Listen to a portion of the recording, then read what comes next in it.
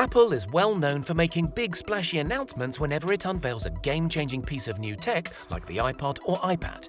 Strangely, last year the Cupertino giant made an announcement every bit as revolutionary, but one which largely escaped notice by the general public. The announcement, made at the firm's annual Worldwide Developer Conference, confirmed Apple would start designing and manufacturing its own chips for Mac computers. To be clear, it's not just tech geeks and tiresome Apple fanboys who need to be aware of what the announcement means and what its implications are. So today, we're donning our black turtleneck and addressing a hushed auditorium to explain why Apple is making its own chips. For several years now, Apple has been sourcing its CPUs from household name chip giant Intel. This special relationship between Apple and Intel started back in 2006, after Apple's previously favoured IBM-Motorola chips were written off as inadequate. Apple's brand new in-house chip, the M1, was first rolled out this past November on the company's MacBook Air and Mac Mini range. In what marks a significant departure, this new chip on the block was designed using the so-called ARM architecture, which is markedly different from Intel's preferred x86 architecture. So what actually is the difference? In technical terms, ARM uses what hardware geeks call an RISC, or Reduced Instruction Set Computing layout. The x86 uses a CISC, or Complex Instruction Set Computing arrangement. In very broad language, this means Intel's x86 has a more complicated architecture than ARM chips.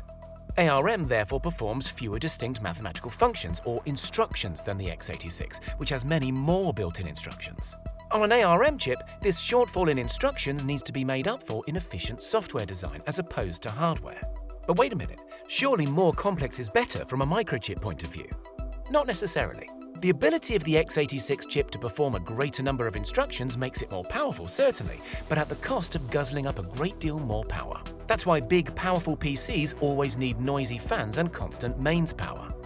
Alternatively, ARM chips are most often found on mobile devices like phones, where compact size and energy efficiency, battery life if you prefer, are more important than raw operational horsepower. They can do many of the same things, but they take a bit longer and a few more passes owing to their more concise menu of instructions. However, ARM chips have been catching up on the speediness stakes, with the latest ARM-based iPhones and iPads offering performance on a par with laptops. This should come as no surprise. Since 2010, Apple has been working tirelessly to refine their iPhone and iPad-based ARM chips. And now it seems the moment has come when ARM chips are ready to make the leap from mobile to more traditional PC form factor. So why are they doing it? Because the two rival chip architectures, ARM and x86, function in such different ways, software designed for one won't work on the other. This means under the old regime anyway, software that worked like a dream on your iPad wouldn't work at all on your Mac. You could use an emulator, but you'd have to put up with a noticeable dip in performance and speed. Now both PC and mobile Apple devices are set to use ARM chips, Mac users will enjoy a far more seamless experience when swapping tasks between their devices. And this kind of slick, fuss-free, user-friendly interface is exactly what endears the Apple experience to millions of fans around the world. Not only that, but thanks to ARM's less power-hungry nature, laptop users running on the new M1 chip can expect usage time between chargings to increase dramatically. Apple say 20 hours video playback is possible on a single charge, or 15 hours web browsing, which is around a third better than the latest comparable Intel-based Macs. There's more. Apple has been the standard bearer for slimmed-down, elegant devices that both perform and are easy on the eye. It's believed that within a few short years, ARM-based laptops could be even more razor-thin than the current MacBook Air range, as they'll at last be able to dispense with bulky hardware like the fans needed to keep those thirsty x86s cool. Another advantage ARM chips will bring to the next generation of Mac computers involves the newish science of neural engines. Present on some of Apple's recent mobile device chips, the neural engine found on the M1 is designed to run machine learning code with substantially greater efficiency. The upshot of this, from a user's perspective, is that photo and video editing packages will work a lot snappier. Similarly, tasks which require organic brain-style processing and analysis will work better, like speech recognition within Siri or sorting all the cat pictures in your photo library. Beyond the user experience, there are sound corporate reasons why Apple is making the switch from Intel's x86 to ARM-based chips. Apple is the most valuable company in the world, in part because it does so much by itself, from the software to the operating system to the mouse. This kind of vertical integration, only enhanced now it designs its own chips, serves the company well. On one level, Apple is now able to move away from the helpless dependency on Intel's design goals and logistics timetables. On another level altogether, designers working on those next-generation razor-thin laptops we mentioned, not to mention any future bells and whistles version of macOS, will have much more influence and flexibility on the final chip. This will in time lead to faster, more efficient built-in software. Apple CEO Tim Cook has expressly laid out his firm's long-term strategy of owning and controlling the primary technologies behind the products we make.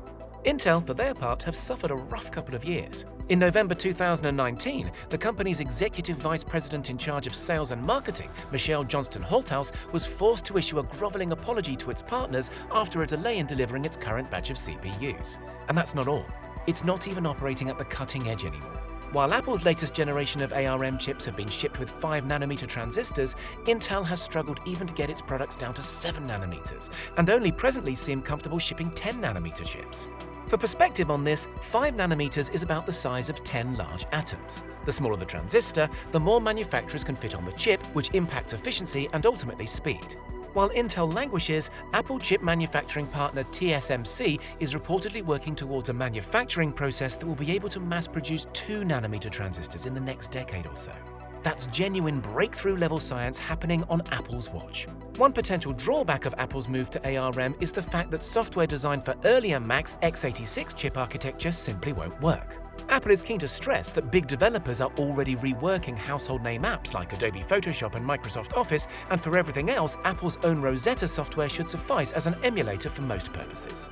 The present conventional wisdom among tech experts is that regular consumers won't notice a huge difference after the transition, but more professional users might want to wait a bit before buying an ARM Mac. For now, Mac's higher-spec machines will continue to be shipped with Intel hardware, but the writing is clearly on the wall for that particular arrangement, expected to draw to a close within the next couple of years. So in sum, Apple is making its own chips to liberate itself from reliance on Intel's manufacturing woes, and in turn strive for the ultimate dream of total vertical integration. That's only half the story though. The move to ARM also means Macs will soon be even slimmer, even quieter, and even more straightforward to use. Which is why so many people love Apple when the chips are down. What do you think? Should Apple be putting its developers through the hassle of rebuilding apps? Are consumers being fobbed off with a substandard computer in the name of cosmetic expediency? Let us know in the comments, and please subscribe for more high-spec tech content.